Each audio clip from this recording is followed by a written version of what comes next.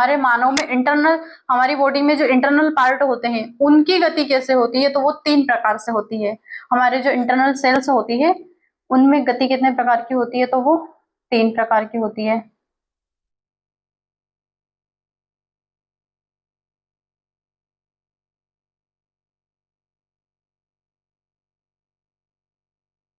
अब पहली है अमीबीय गति। यह गति जो होती है यह प्रोटोप्लाज्म की स्टर्मिंग की वजह से होती है। जो प्रोटोप्लाज्म होता है उसका स्टर्मिंग यानी कि उसकी प्रवाहशीलता, उसका जो फ्लो होता है प्रोटोप्लाज्म के फ्लो से होती है अमीबीय गति। हमारे प्रोटोप्लाज्म क्या होता है, एक कोशिका का एक पार्ट होता है या फिर एक लिक्विड फॉर्म होता है या फिर एक लिक्विड टिश्यू होता है जिसे हम प्रोटोप्लाज्म बोलते हैं। जब हम कोशिका या फिर सेल बायोलॉजी देखेंगे, जब उस सेल बायोलॉजी को डूब डूब पर पढ़ेंगे तब देखेंगे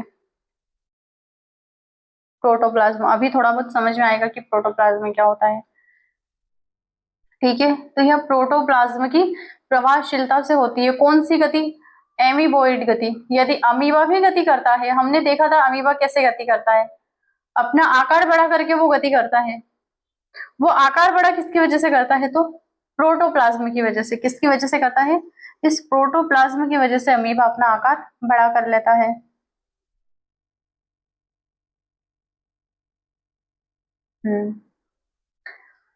इसमें जो होती है वो स्यूडोपिया यानी कि कृत्रिम अंग बनते हैं जिसे अमीबा में। ठीक है, जैसे कि अमीबा ने कोई गति की, अमीबा कैसे गति करता है, हमने देखा था ये एक अमीबा का स्ट्रक्चर है।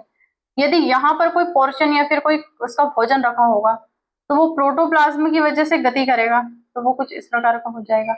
यहाँ पर रहेगा तो वो ऐसा बन जाएगा। यहाँ पर रहा इसका भोजन तो इधर से भी बढ़ेगा, इधर से भी बढ़ जाएगा और इसको कवर कर लेगा। तो कुछ इस प्रकार से होती है अमीबोइड गति।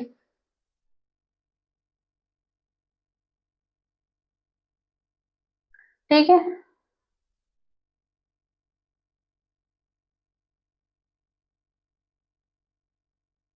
तो वो जो बढ़ता है उसका अंग, जैसे कि अमीबा कोई गति करता है या फिर कोई भी जीव, अमीबा जब गति करता है प्रोटोप्लाज्म की वजह से उसमें गति होती है। प्रोटोप्लाज्म एक केमिकल का वो सिक्रीजन करता है जिससे वो अपना फैलाव करता है। लेकिन वो उसका जो अंग बनता है, अब वो पूरा का पूरा अमीबा नहीं रहता, वो कौन सा होता है, एक आर्टिफिशियल अंग बन जाता है उसका, जिसे हम बोलते हैं स्यूडोपिया। ठीक है, स्यूडोपिया ये एक आर्टिफिशियल उसका ऑर्गन बन जाता है, जैसे कि अमीबा में बनता है आर्टिफिशियल ऑर्गन होता है अमीबा का स्यूडोपिया। एंड साइटो स्केलेटन तत्व जैसे माइक्रोफिलामेंट में सहायक होते हैं। साइटोस्केलेटन यानी कि कोशिकी कंकाल, जिनका कंकाल जो होता है वो पूरा कोशिका का ही होता है। इससे साइटो यानी कि कोशिका, स्केलेटल यानी कि कंकाल। और माइक्रोफिलामेंट यानी कि दिखते ही नहीं है उनके फिलामेंट या फिर उनका जो कंकाल होता है वो दिखता नहीं है, तो वो इसमें सहायक होता है। कौन सा, सूडोपिया। सूडोपिया जो आर्टिफिशियल ऑर्गन होता है अमीबा का वो इसी में सहायक होता है। ठीक है,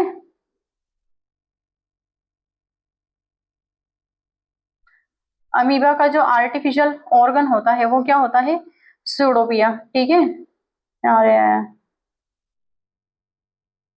ये हो गया उसका सूडोपिया। अब जो साइटोस्केलेटन यानी कि कोशिकी कंकाल तत्व भी बनाता है, कौन बनाता है, ये सूडोपिया है, वो कोशिकी कंकाल तंत्र को बनाता है यानी कि कंकाल तंत्र के तत्व को बनाता है और माइक्रो फिलामेंट में सहायक होते हैं। कौन होते हैं, अमीबी गति के जो भी टिश्यू होते हैं या फिर अमीबी गति जिन कोशिकाओं में होती है हमारे शरीर की, उनमें मेन रूप से सहायक तत्व कौन कौन से होते हैं, साइटोस्केलेटन, उनका खुद का कोशिकी एक कंकाल होता है। ठीक है, देन माइक्रोफिलामेंट में सहायक होते हैं। ठीक है, अब देखते हैं अगला स्ट्रक्चर।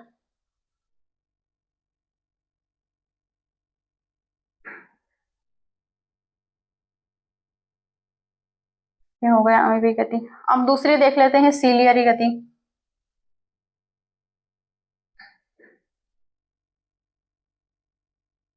ये रही हमारी सीलियरी गति, चल रहा है। अब सीलियरी गति क्या होती है,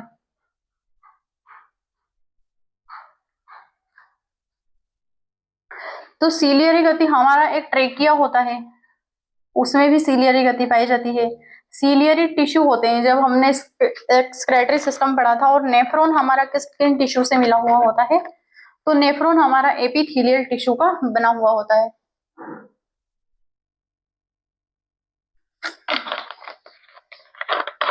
उस एपिथेलियल टिश्यू की जो सेल होती है उससे हमारा नेफ्रॉन बना हुआ है। आज बिजली परेशान कर रही है। उससे हमारा एपिथेलियल टिश्यू बना हुआ है, ठीक है, हमारा नेफ्रॉन एपिथेलियल टिश्यू से। तो हमारा जो सीलियाटिक जो रहता है, सीलिया होता है, वो किसमें पाया जाता है? ट्रेकिया में। ये ट्रेकिया है। और दूसरा, इसका मैं साइज कम कर लेती हूँ, थोड़ा समझ में आएगा। इसका स्थान कहाँ होता है सीलियरी गति का? एक तो श्वास नली में होता है, एंड दूसरा फीमेल रिप्रोडक्टिव ट्रैक में, यानी कि महिला का जो प्राथमिक जनन या फिर प्राथमिक प्रजनन अंग होता है या फिर प्रजनन मार्ग होता है। प्राथमिक प्रजनन मार्ग क्या होता है? उनकी फेलोपियन ट्यूब होती है, उसमें भी सीलियरी मूवमेंट होता है। वो सीलियरी मूवमेंट क्यों होता है? क्योंकि ओवरी में जब ओवम बनता है और वो ओवम जब उसे फेलोपियन ट्यूब में जाना होता है, तो उस फेलोपियन ट्यूब में कुछ इस प्रकार के ब्रश के आकार के एक सीलियरी टिश्यू की फेलोपियन ट्यूब के आंतरिक दीवारें बनी हुई होती है।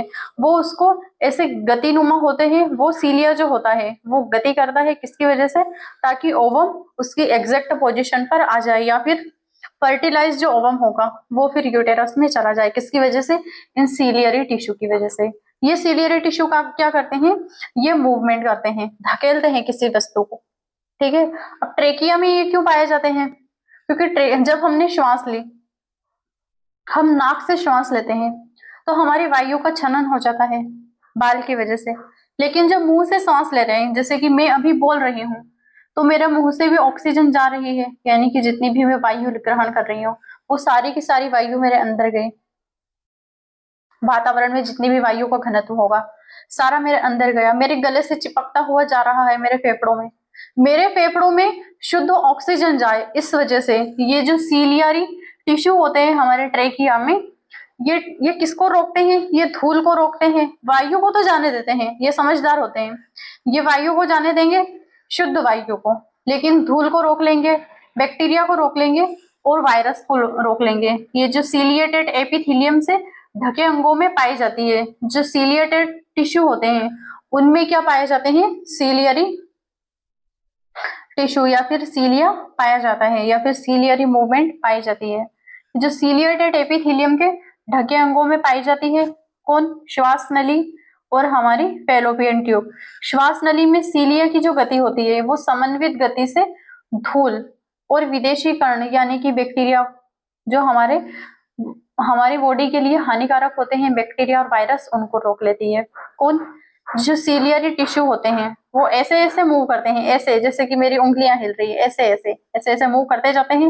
वायु अंदर जाती है, लेकिन जो धूल के कण होते हैं उनको भी बाहर फेंक देंगे, उनको रोक लेंगे सीलिया, और जो वायरस और बैक्टीरिया रहेंगे उनको भी रोक लेंगे, ऐसे, ठीक है। महिला प्रजनन तंत्र में अंडों की गति इसी से होती है। मान लो जैसे कि ये एक फीमेल रिप्रोडक्टिव पार्ट है, मैं बना रही हूँ, मेरा फेस देखने की जरूरत नहीं है, आप स्लाइड पर ध्यान देना क्योंकि लाइट चली गई है। एक सेकेंड, इसको मैं रेस कर देती हूँ। अभी मैं बना रही हूँ, ये रहा। कुछ इस प्रकार का होता है फीमेल का रिप्रोडक्टिव ऑर्गन, ये उसका यूटेरस, ये रहा। और जो फेलोपियन ट्यूब होती है वो प्रत्येक ओवरी से जुड़ी हुई होती है। हमारी जो ओवरी होती है वो भी दो होती है, एक इस साइड और एक इस साइड।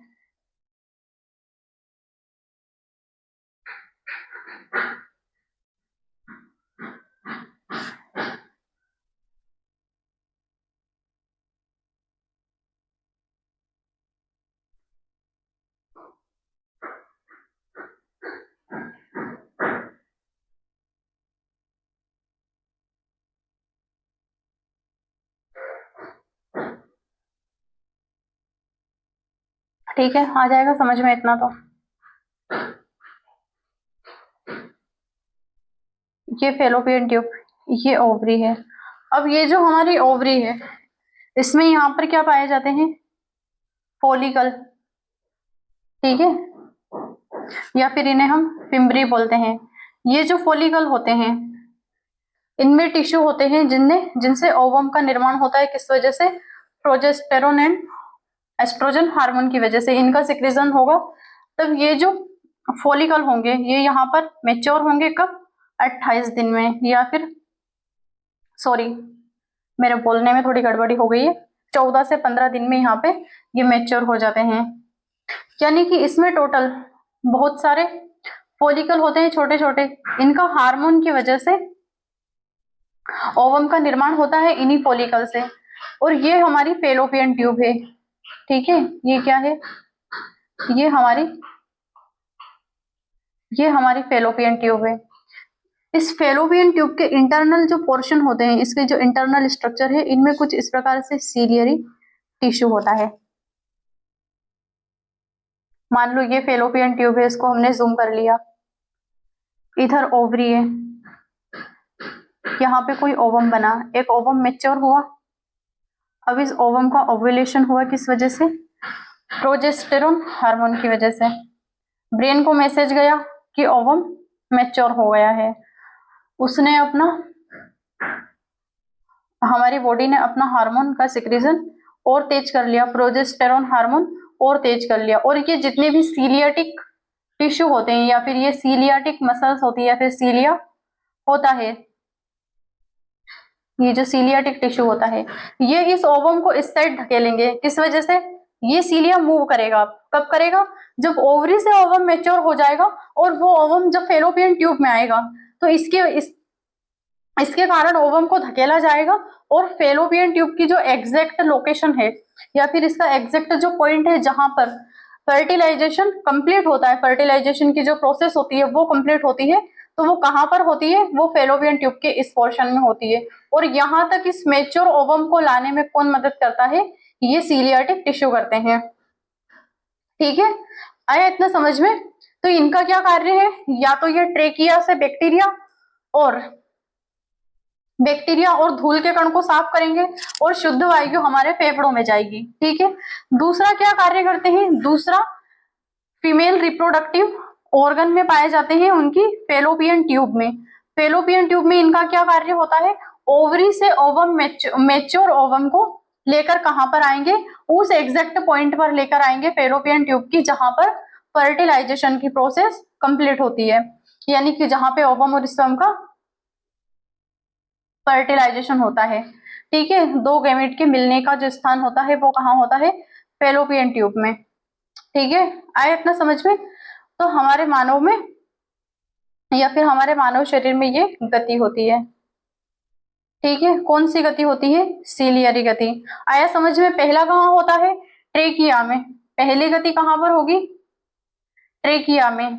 ये जो सीलियरी गति होगी ये तो ट्रेकिया में मिलती है, और दूसरा हमारी अंडवाहिनी या फेलोपियन ट्यूब में मिलती है। किस वजह से? ओवम को आगे की ओर धकेलने की वजह से। और यही फर्टिलाइज ओवम कहां पर जाएगा? यूटेरस में। जब हम रिप्रोडक्टिव सिस्टम को डिटेल में पढ़ेंगे तब देखेंगे कि होता कैसे है, ठीक है। ये क्या हो गया? स्लाइड दूसरी आ गई। तो ये हो गई सीलियरी गति। अब हम देख लेते हैं पेशीय गति। पेशीय गति तो सबसे बेस्ट है, या फिर सबसे अच्छी है, समझ में आ जाती है।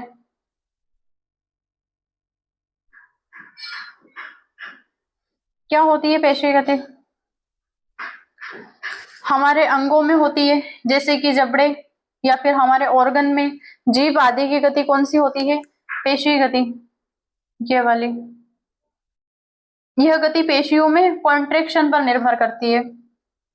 जैसे कि मैं बोल रही हूँ, मेरी जबान में कितना खिंचाव हो रहा है उस पर निर्भर करेगी कौन? ये सीलियाटिक गति निर्भर करेगी। एंड अधिकांश जो प्राणी होते हैं उनमें पेशीय गति होती है, ठीक है। हमारे इंटरनल ऑर्गन में जो गति होगी, यानी कि हमारे मस्कुलर में जितनी भी गति होती, जैसे कि हमारे हार्ट की गति है, वो किसकी वजह से हो रही?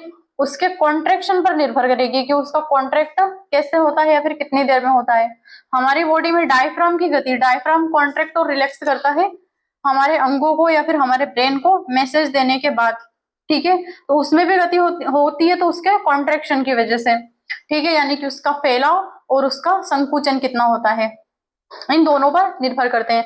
अधिकांश जो प्राणी होती है वो पेशी गति द्वारा चल सकते हैं, जैसे कि हमारी मसल्स मूव करती है तब हमारा कंकाल मूव करता है। गति में जो पेशी होता है वो कंकाल और तंत्रिका का समन्वय होता है। ये जैसे कि हमारी जो मसल्स बनी हुई है उनमें क्या है, नसें भी है, हमारी हड्डी का जो इंटरनल पोर्शन होता है उसमें भी तंत्रिकाएं होती है। जैसे कि हमारी कोहनी होती है, इस कोहनी, इस वाले पोर्शन में यहाँ पर बहुत सारी तंत्रिकाएं होती है, जिसकी वजह से यदि कोहनी का ये वाला पोर्शन किसी दीवार से टकरा भी जाता है तो हमें बहुत जोर का करंट का झटका महसूस होता है, कि जैसे कि करंट सा लग गया हो या फिर बिजली का तार कहीं पर चिपक गया हो, वैसा करंट का झटका लगता है। तो वो किस वजह से लगता है, क्योंकि यहाँ पर बड़ी मात्रा में हड्डियों के सिरों पर तंत्रिकाएं पाई जाती है। यहाँ पर हमें इसलिए महसूस होता है क्योंकि हमारा ये जो स्केलेटन पोर्शन है ये एक्सोस्केलेटन है या फिर अपेंडिकुलर स्केलेटन है जो हमें दिखता है, या फिर ये बाहर की साइड मिलता है, ठीक है।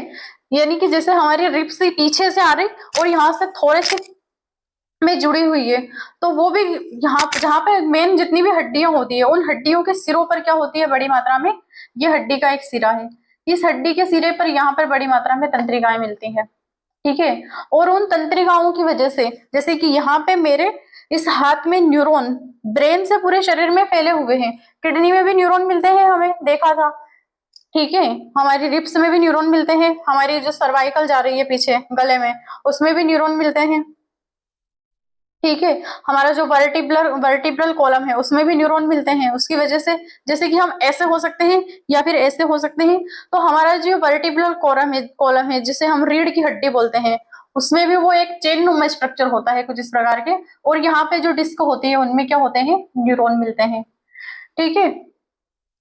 तो हमारी जो मसल्स में गति होती है वो कंकाल और तंत्रिका का दोनों का समन्वय होता है, यानी कि हमारा स्केलेटन, हमारा अंदर का कंकाल वो भी गति कर रहा है और हमारी तंत्रिकाएं भी गति कर रही है, तो हमारी पेशी गति हो रही है, तो ही हम एक स्थान से दूसरे स्थान तक चल रहे हैं। जैसे कि मैं बोल रही हूँ, जो ज्यादा बोलते हैं या फिर 1-2 घंटे से 3 घंटे से लगातार कोई बोलते जा रहा है, उनके गले में दर्द होता है, उनके सिर में भी दर्द होता है, किस वजह से, कान से तंत्रिकाएं सिर में जुड़ी हुई है, गले से तंत्रिकाएं कान में जुड़ी हुई है, आंख की तंत्रिकाएं गले से जुड़ी हुई है, नाक की तंत्रिकाएं गले से जुड़ी हुई है, और पूरे ओवरऑल गले की तंत्रिकाएं सर्वाइकल से जुड़ी हुई है, सर्वाइकल की तंत्रिकाएं हमारे ब्रेन से जुड़ी हुई है, ठीक है। तो कुछ इस प्रकार से हमारा पूरा शरीर एक दूसरे से इंटरलिंक है और एक दूसरे से कनेक्टेड है, ठीक है। तो ये हो गई हमारी पेशीय गति। अब देख लेते हैं कि हमारी जो सीलियरी गति होती है वो कैसी होती है। मैंने समझाया तो था लेकिन फिर भी बता देती हूँ, इसको क्या हो जाता है बार बार। ये तो हो गई थी हमारी अमीबॉइड गति, ये है हमारा प्यारा सा,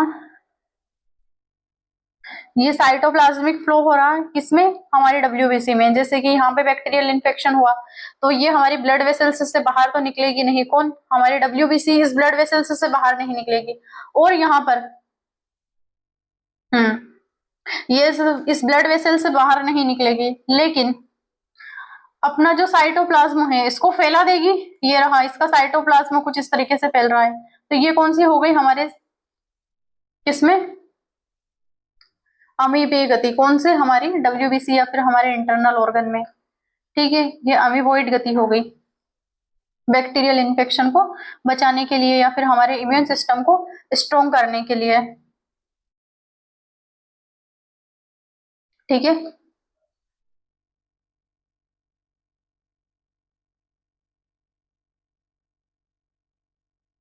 ये हो गई हमारी सीलियाटिक गति, ये है हमारा सीलिया एक्सेक्टर रूप से, ये रहा हमारा सीलिया। जो हमारी फेलोपियन ट्यूब में जो गति होती है, हमारी फेलोपियन ट्यूब में जो गति होती है ओवम को उसके ओवरी से बाहर निकालने और फेलोपियन ट्यूब के एग्जैक्ट पॉइंट को पास लाने के लिए ये जो गति करते हैं, ये वाले पोर्शन गति कर रहे हैं, दिखाई देते होंगे ये वाले, इन्हें ही हम बोलते हैं सीलिया। ठीक है, इन्हें क्या बोलते हैं हम? सीलिया। ठीक है, और इसमें जो गति होती है इसे हम बोलते हैं सीलियरी मूवमेंट या सीलियाटिक गति। ठीक है, तो ये तो हो गई हमारी सीलियरी गति या फिर सीलियाटिक गति। ये ऐसे मूव करता है सीलिया, कुछ एक कोशिका में गया, कुछ इस प्रकार से मूव किया सीलिया ने, ये ऐसे ऐसे ब्रश के आकार का, जैसे ब्रश मूव करता है वैसे ये मूव करता है, ऐसे ऐसे कुछ इस प्रकार से, ताकि ये दोनों पोर्शन, जैसे कि ये मेरी उंगलियां सीलियाटिक टिश्यू है, या फिर ये किसी दीवारों से जुड़ी हुई और बीच में कुछ वस्तु या फिर बैक्टीरियल है, धूल के कण है, उनको रोक लेंगे और हवा को अंदर जाने देंगे। या फिर मेरी ओवरी और फेलोपियन ट्यूब से ये दोनों जुड़े हुए हैं, और जब ओवम मैच्योर होगा तो वो एग्जैक्ट पॉइंट पर आएगा फर्टिलाइज होने के लिए। तो फेलोपियन ट्यूब में भी ये सीलियरी गति कुछ इस प्रकार से होती है, ताकि ओवम ओवरी से बाहर निकले और अपने एग्जैक्ट पॉइंट पर पहुंच जाए। ठीक है, और ये प्रोटीन के टिश्यू होते हैं। ठीक है, तो ये हो गई हमारी सीलियरी गति।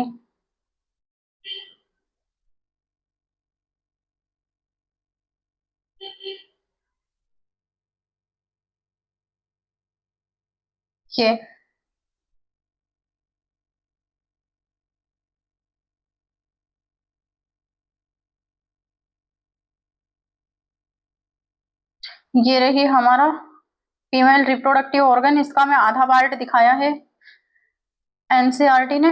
देन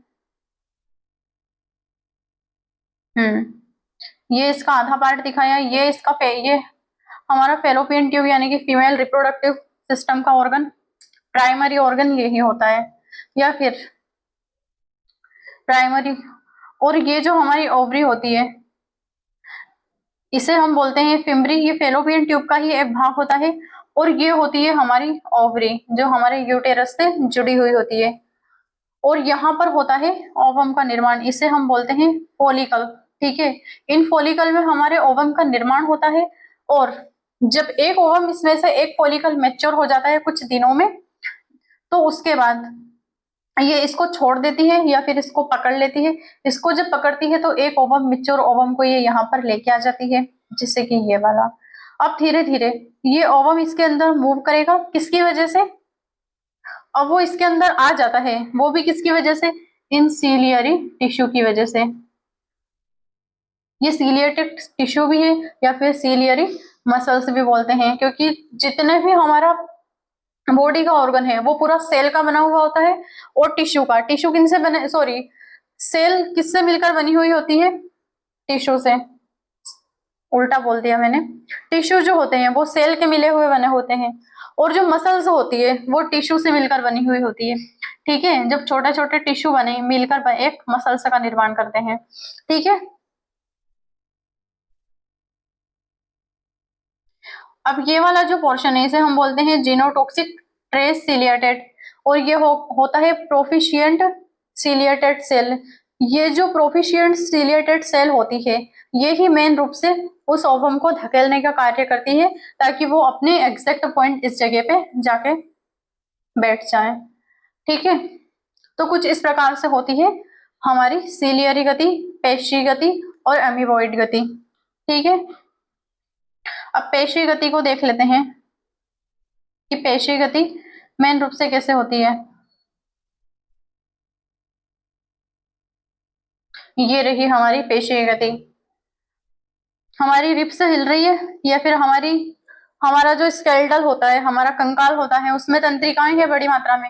उन तंत्रिका और कंकाल का समन्वय जब होता है तब हमारी मसल्स का मूवमेंट होता है। जैसे कि मेरी उंगलियां अभी ऐसे हिल रही है, तो यहाँ पर इन उंगलियों का जितना भी जोड़ होगा, ये जितनी भी हड्डियां हैं, इन दो हड्डियों के बीच में तंत्रिकाओं से ये जुड़ी हुई होती है, और उन तंत्रिकाओं और कंकाल दोनों का जब समन्वय हो जाता है तब हमारी मसल्स का मूवमेंट होता है।